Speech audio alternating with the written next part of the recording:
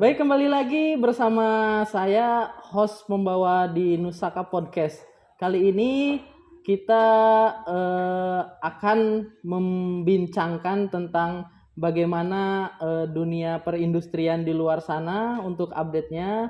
Untuk saat ini saya ditemani dengan rekan saya dari BKK Nusaka tentunya, Pak Ivan. Halo. Apa kabar Pak Ivan? Alhamdulillah baik. Selamat Baik. Berjuang ya untuk nanti untuk lulusan tahun ini, semoga lulusan tahun ini mendapatkan pekerjaan sesuai dengan keahliannya masing-masing. Amin. Baik Pak Ipan, kita agar lebih mengetahui tentang dunia perindustrian, ada baiknya kita mendatangkan salah satu alumni yang sudah melanglang buana di dunia industri nih Pak Ipan. Oke. Ya, alhamdulillah kita kemarin tuh saya sudah menghubungi salah satu alumni yang sudah disampaikan bos. Di alumni ini memang sepak terjangnya luar biasa. Kita minggu kemarin tuh menghubungi, harusnya jadwalnya itu minggu kemarin, tapi karena beliau sibuk, saking sibuknya, ya alhamdulillah kemarin disempat-sempatkan jauh-jauh dari Cibitung pulang ke sini untuk menghadiri acara podcast kita.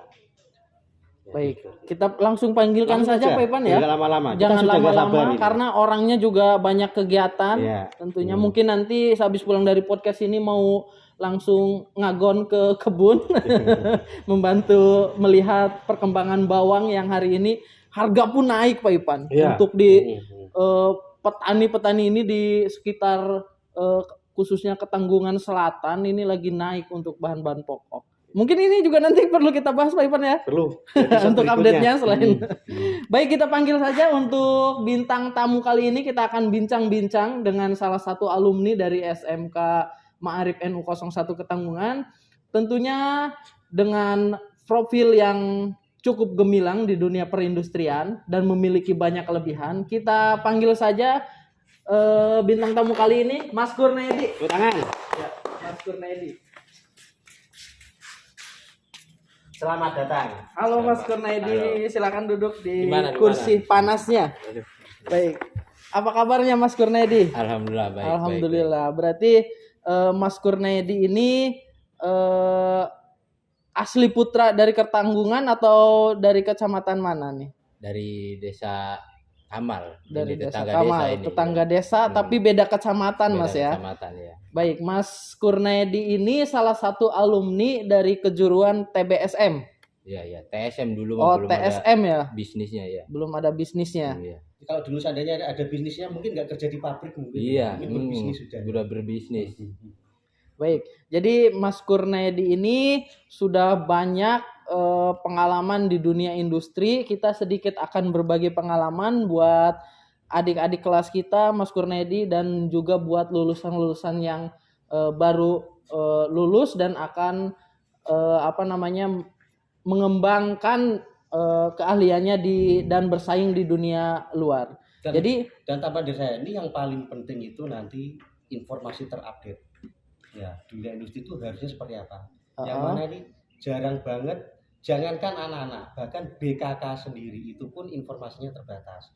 Ya mudah-mudahan nanti kehadirannya Mas Kurnaedi ini nanti memberikan informasi yang paling update, yang paling tajam. Dan tentunya motivasi nanti Mas Kurnaedi nih buat adik-adik kelas. Siap. Ya, jadi awal mulanya di dunia industri itu untuk perjalanannya seperti apa sih Mas Kurnaedi?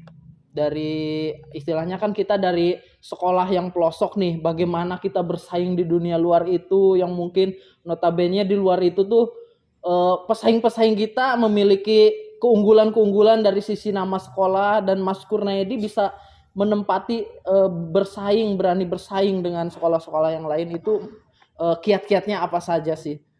Iya, mungkin dari awal pertamanya juga saya itu sama minder. Pertama karena sekolah di kampung, khawatir karena informasi dari kota ke desa kurang cukup gitu. Terus alhamdulillahnya saya itu memberanikan diri, dan di sana itu ada gitu yang kakak-kakak kelas yang udah di sana bertanya di sana. Makanya Alhamdulillah dulu baru SKL aja saya memberanikan diri berangkat ke sana dan di sana melamar-lamar keterima. Alhamdulillah. Dan untuk pertama kali nih, ini kan biasanya kita ada kesan nih di industri pertama itu, industri yang Mas Kurnaedi injakan itu di bagian apa sih Mas? Kebetulan itu di suatu pergudangan ya, itu pergudangan ternama juga mobil Mitsubishi. Mitsubishi ya, dari salah Ramai satu 3 berlian, lumayan ternama juga PT. Itu di sana saya bekerja sebagai alhamdulillah operator forklift. Katanya operator forklift itu alhamdulillah skillnya bisa dipakai untuk di mana aja. Dan untuk ke operator forklift juga di situ harus ada keinginan kita untuk mau gitu, mau bisa. Saya pertama baru kerja 2 minggu langsung memberanikan diri naik forklift sendiri. Dan hasilnya apa? Nabrak. Tapi itu menjadi pengalaman juga ya. Jadi pengalaman. Dalam hati udah dipecat, ini mah dipecat. Baru 2 minggu berani naik forklift sendiri, gak ada yang ngajarin, nabrak. Terus dari habis kejadian itu biasanya ada punishment nih dari industri.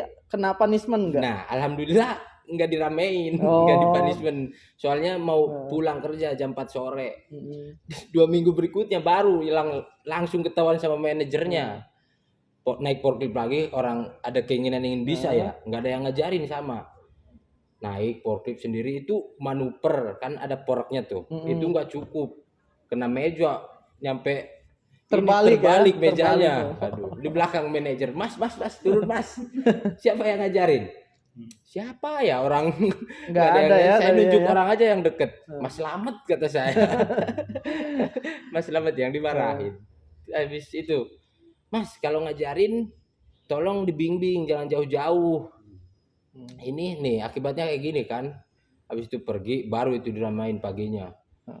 Kalau yang ngajarin tolong dibimbing, jangan jauh-jauh. Bayangin itu kena orang. Soalnya kalau barang mah mending ada spare partnya kan. Itu juga spare part.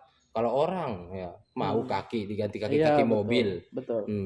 Jadi memang kalau di dunia industri itu memang untuk peraturannya juga sangat ketat Mas ya. Dari mulai kita training, magang itu memang benar-benar terjaga ketat disiplin, untuk SOP-nya, disiplin.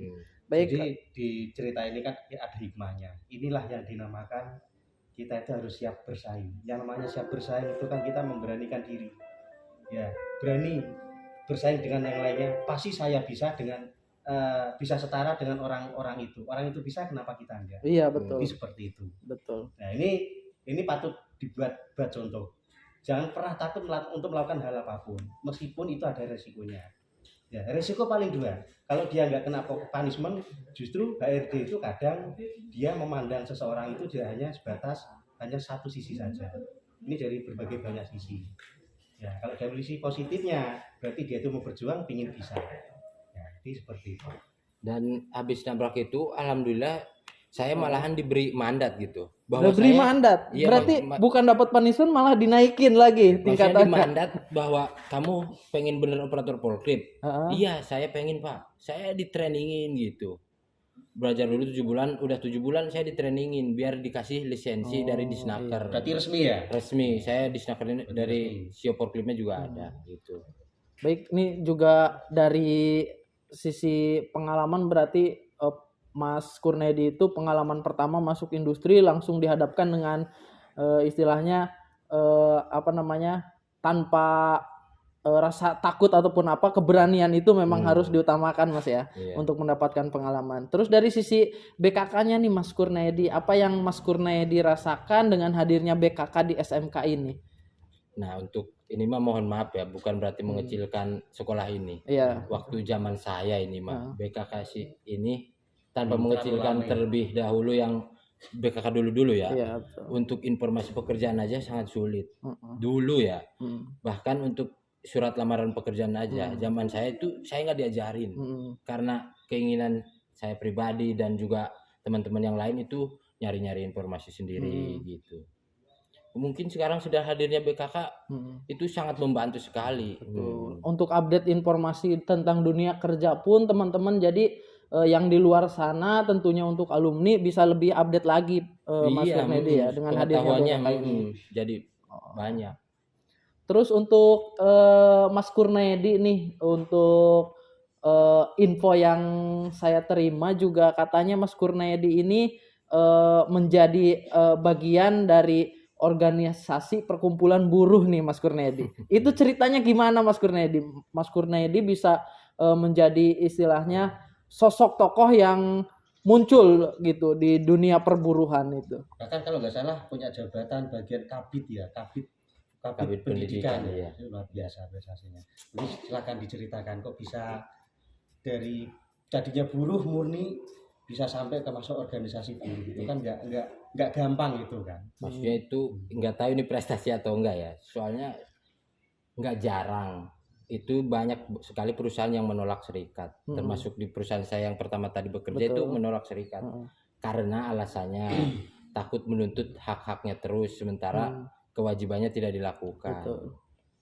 Dan saat itu saya baru aja bikin surat, ingat 13 November 2018, surat dari Disnaker pengesahan serikat, kebetulan namanya saya juga yang buat, Serikat Pejuang Buruh Sejahtera Indonesia. Doa itu biar sejahtera. Langsung di PHK juga hari itu, ditolak langsung. Dari pengajuan itu. Dari pengajuan itu emang Pengajuannya. maaf itu memang menolak serikat. Baik, kita juga kan Tapi serikat tidak semerta-merta hanya menuntut hak-hak terus. Kadang juga memperjuangkan buruhnya. Makanya buat teman-teman yang nanti mungkin masuk industri, serikat apa sih? Untuk apa sih kegunaan serikat? Nah, itu buat digunakan untuk misal hak kita, jam lembur. Kok saya jam lembur saya di catatan saya segini? Bisa dipertanyakan ke HRD. HRD tidak membantu, bisa digaji bulanan berikutnya nggak dibayar juga. Minta tolong ke serikat bisa. Itu salah satu fungsinya serikat. Jadi kalau kita tarik sisi positifnya, jadi serikat di sini sebenarnya tujuannya itu sangat mulia sebenarnya. Jadi kalau memang tidak kita bisa pungkiri yang namanya industri itu kan mungkin beberapa menolak, beberapa juga tidak menolak, juga bukan berarti mensetujui juga. Jadi fungsi serikat di sini mungkin yang dimaksud Mas Kurnaedi tadi lebih ke ranah sosial, di arahnya mungkin seperti itu. Hanya saja seandainya kita melihat di berita-berita ada keributan apa dan sebagainya, saya yakin di situ karena tidak ada titik temu, ditambah ada masing-masing punya ego, nah timbullah permasalahan. Jadi seperti itu. Baik, untuk selanjutnya nih Mas Kurnaedi, kira-kira informasi yang bisa dibagikan untuk para pencari pekerjaan buat pemula, kira-kira apa saja sih kiat-kiatnya, atau nanti misalkan berkas apa saja yang perlu disiapkan agar bisa bersaing tentunya di dunia perindustrian ini. Satu, cari sumber referensi. Maksudnya referensi itu banyak gak dari BKK saja ya. Dari online, banyak juga dari kakak kelasnya yang udah kerja di sana. Betul. Banyak itu satu. Mental itu, saya kalau sama adik kelas yang ditanya, gini mental dulu, mental kamunya siap nggak benar-benar pengen bekerja gitu. Betul. Mental. Kalau misal kriteria yang dibutuhkan perusahaan kan di luar kendali kita. Betul. Kalau itu mah.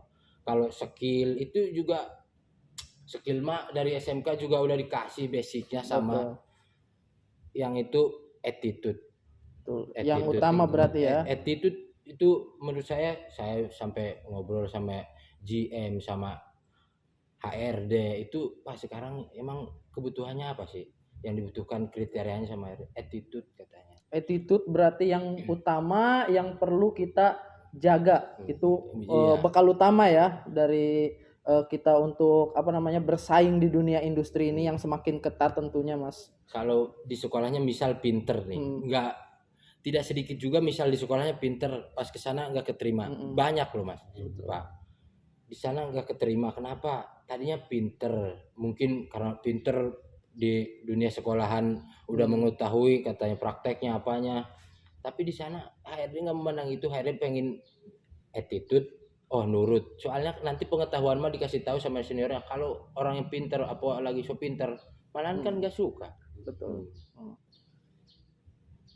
Mungkin dari BKK ada lagi Pak tambahan? Ya mungkin tambah dari Untuk- saya, ini sebenarnya itu yang jadi permasalahan di dunia industri dan PR juga buat BKK seluruh Indonesia ya, nggak cuma hanya di Brebes, karena BKK itu seluruh Indonesia itu ada di tiap sekolah.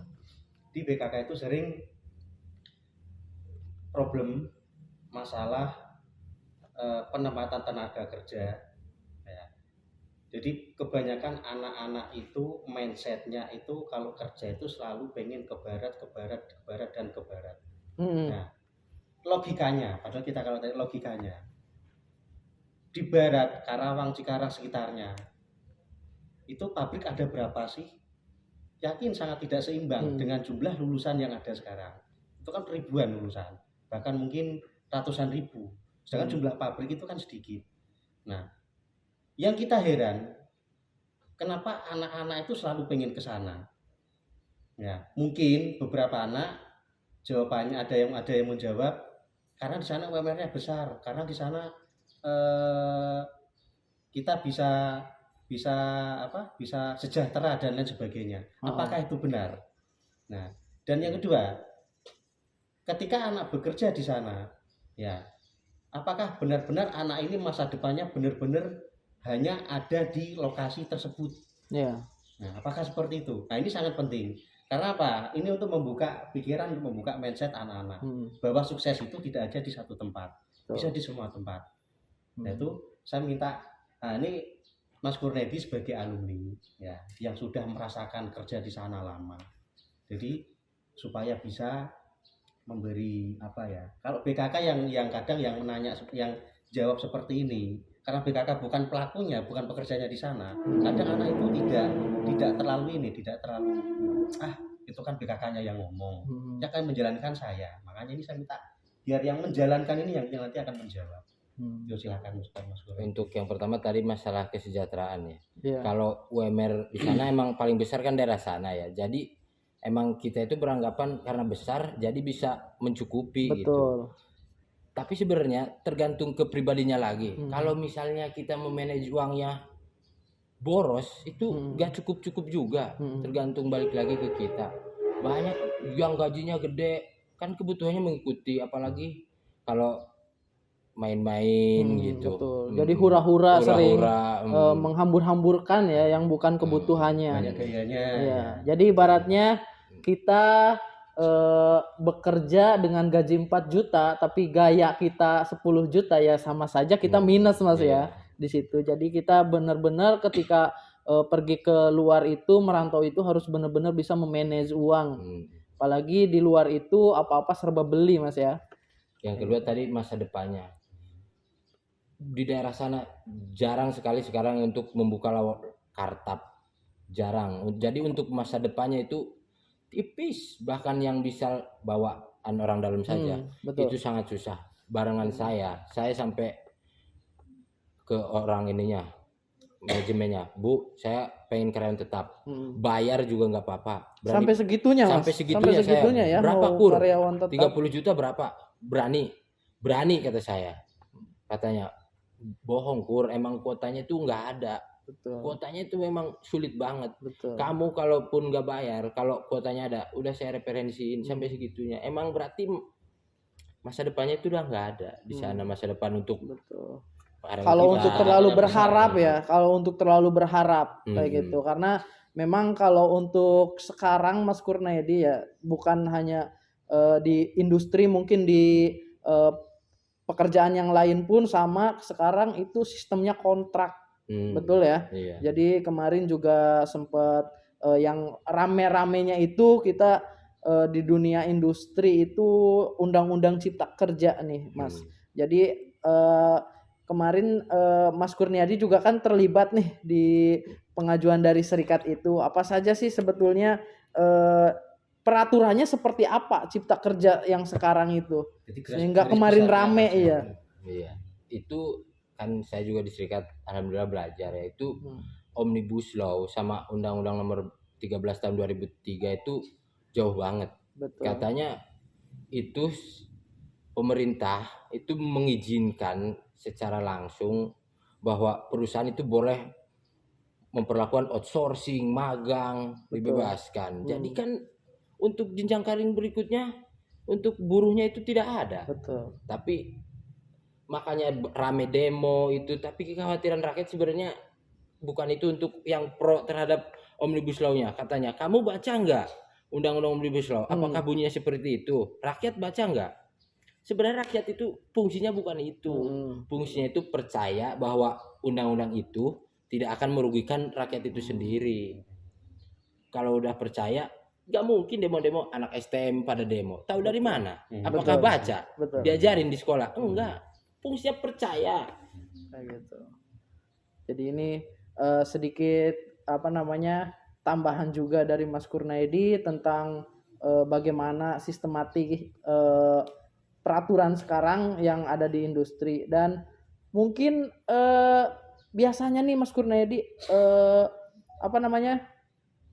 keadaan yang sekarang yang saya lihat dari lulusan-lulusan itu biasanya mereka melihat dari ketika ingin kerja, selain mindsetnya dia memiliki saya pengen kerja yang dekat saja dan istilahnya yang penting kerja tapi dekat kayak gitu. Tapi di sisi lain mereka menanyakan bayarannya kayak gitu. Nah ini di lulusan-lulusan yang sekarang itu baik dari sekolahan yang lain ataupun dari SMK kita sendiri itu mereka biasanya yang menjadi pertimbangan itu gaji kayak gitu. Gaji itu seolah-olah bisa mensejahterakan dengan gaji yang besar. Kira-kira dari Mas Kurnaedi nih pengalaman pertama, berapa sih Mas gaji yang pertama kali Mas Kurnaedi dapat itu? 3.800.000. 3.800.000 dulu. Itu masih bingung banget itu sampai 3 bulan nggak bakalan konsisten, belum bisa kirim ke rumah gitu. Betul. Maksudnya. Belum beli pakaian itu maksudnya kasur. Betul, buat tidur, lemari, peralatan kayak gitu. Itu sampai 3 bulan masih belum cukup gitu. Apalagi di sana. Ya balik lagi sih kalau gaji mah sebenarnya tergantung kita manajemennya. Memanage ya, mengelola keuangan itu sebisa mungkin. Ini yang dari saya. Nah, ini juga cukup menarik dan jarang juga anak-anak itu tahu. Ya, ini salah satu keluhan BKK juga ini. Mungkin Mas Kurnaedi juga nanti tahu kondisi di lapangan juga karena sering lama di lapangan. Ini mengenai outsourcing, yayasan atau calon. Nah, BKK, hampir semua BKK itu punya pengalaman yang tidak baik. Jadi ketika BKK itu nganter anak ke suatu tempat, entah di kawasan Karawang, Cikarang dan sebagainya, itu ada salah satu BKK yang dihadang. Mereka mengaku Karang Taruna, mereka mengaku penyalur, dan semua karyawan luar daerah kalau pengen masuk ke situ harus lewat mereka. Nah, ini mungkin saya tidak akan lebih dalam, tidak biar nanti terjadi hal-hal yang tidak baik. Mungkin lebih ke pembekalan untuk anak, untuk menghindari hal-hal kayak gitu. Mungkin ada tips-tipsnya sendiri. Jadi biar tidak kena calo Pak ya. Jadi karena memang calo ini sangat marak banget nih Pak di plus 62 ini itu menjadi mungkin kalau bisa dibilang menjadi pekerjaan yang menggiurkan tentunya karena percaloan ini yang susah juga untuk ditangani. Kira-kira memang ada masukan dari Mas Kurnaedi mengenai percaloan ini? Kalau misalnya untuk saya kalau ngadepin calo itu calonya pede banget gitu ya. Pak saya kenal sama Pak Agus orang dalam. Pas saya tanya ke teman saya yang kerja di situ, emang ada yang namanya Agus? Kagak ada. Nah kalau yang awam nggak tahu pasti itu percaya Pak Agus. Betul. Dia punya kenalan. Nah itu sumber referensinya dari mana? Tadi saya bilang kalau yang baru-baru sumber referensinya tanya ke yang dahulu-dahulu perusahaan ini apa benar bisa menggunakan calo gitu. Kalau enggak ditanya telusuri ini sistemnya gimana ya Pak? Apa habis tanda tangan kontrak bayar dulu? Lagian kalau masih muda mah maaf ini mas saya pribadi ya saya sama gituan udah nggak percaya malahan. Pede sama kemampuan sendiri gitu. Itu tugas Pak Ipan nanti nanemin sama siswa-siswa yang baru lulus. Harus percaya diri sama kemampuan sendiri. Nanti tugas Pak Ipan berarti ya. Iya. Ya, jadi ini masukan juga Pak Ipan dari alumni yang sudah melanglang buana biar adik-adik kelas yang baru lulus ini tidak terjebak Mas ya. Kalau saya pribadi pengalaman dapat calo itu bukan di dunia industri, Mas, Di tapi di terminal. tiket. Di terminal. Saya pernah terjebak. Segitu aja udah sakitnya itu nggak bakalan lupa seumur hidup kayaknya. Kalau sudah kena calo terus ketipu kita rugi, apalagi kita di rantauan itu tidak ada keluarga, tidak ada apa-apa. Jadi ini kita harus untuk referensi lowongan pekerjaan itu memang harus yang bisa dipertanggungjawabkan sumbernya, Mas ya. Kita mau nyari kerja malah bayar, istilahnya Betul, dari kayak situ gitu. aja logikanya Betul. aja. Tapi saya herannya anak-anak sekarang itu ya nggak semuanya malah nyarinya yang kayak gitu, malah nyarinya itu anak-anak yang sekarang. Nah gimana itu mental yang pribadi untuk membentuk karakter anak sekarang itu nggak kayak dulu. Ya mungkin ini PR juga buat saya. Tapi saya yakin satu saat pasti ada solusi. Ya mudah-mudahan nanti dengan hadirnya Mas Kurnaidi ini memotivasi ke adik-adik kelas, jangan mudah tertipu, jangan berkecil hati, jangan tidak pede dengan kemampuan diri. Ya yang penting berani, action, insya Allah bisa. Itu mungkin yang saya lihat ya, itu anak lulusan makanya pengen calo itu karena pengen cepet kerja Pak Ipan. Maksudnya mungkin dari dengaran omongan tetangga, udah lulus kok nggak kerja, udah lulus kok udah, makanya tuh dalam batinnya mungkin saya pengen kerja. Ini saya tekanan, pengen kerja. tekanan Iya. tadinya Betul. ya. Tekanan yang sangat berat, beban hidup berat, akhirnya ngambil jalur pintas. Baik, terima kasih Mas Kurnaidi atas info-infonya. Mudah-mudahan ini sangat bermanfaat banget. Amin. Buat BKK, terus buat teman-teman nih adik-adik dari lulusan SMK nantinya ketika mau melanglang buana, kalau misalkan masih satu daerah bisa berkabar dengan Mas Kurnaidi, insya Allah siap membantu Mas ya. Siap. Dari alumni nanti apabila ada yang merantau ke barat, ke daerah Cibitung khususnya nih, nanti bisa kontak-kontakan saja yang bisa dilihat kontaknya di bawah ini. Tentunya nanti Mas Kurnaidi satu lagi pesan mungkin buat adik-adik, tetaplah semangat untuk menyongsong masa depan, karena seberat apapun kita harus tetap melangkah maju ke depan. Baik, mungkin itu saja Mas Kurnaidi di podcast Bincang Tamu hari ini. Terima kasih atas waktunya, sudah jauh-jauh dari Cibitung menyempatkan waktunya pulang ke Brebes tentunya. Dan saya infokan juga untuk adik-adik yang baru lulus SMP, MTS, kita SMK Ma'arif NU 01 Ketanggungan membuka pendaftaran kembali gelombang ketiga. Jadi buat yang baru lulus silakan merapat ke SMK Ma'arif NU 01 Ketanggungan dengan bidang keahlian teknik jaringan dan komputer. Terus untuk jurusan yang di otomotifnya ada TBSM, teknik bisnis sepeda motor. Mungkin itu saja dari saya, selaku host pembawa acara Nusaka Podcast ini. Terima kasih banyak Mas Kurnaidi atas waktunya. Saya ada kata-kata boleh nggak? Boleh, silakan banget. Pesan-pesan adik mungkin. Enggak, ini mau universal untuk kehidupan kita. Asik, boleh untuk penyemangat. Yang namanya kehidupan itu tidak tentu arahnya, meski kita tahu tujuan kita kemana.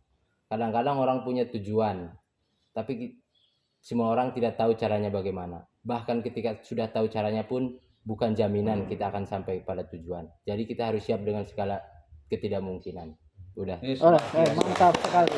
Baik, terima kasih. Berjumpa lagi di lain waktu. Tetap pantengin Totalitas TV. Jangan lupa like, share, komen, dan subscribe tentunya sebanyak-banyaknya. Oke, baik, terima kasih atas waktunya. Kita berjumpa lagi di kesempatan lain waktu di Nusaka Podcast Bincang Tamu. Terima kasih Mas Kurnaidi.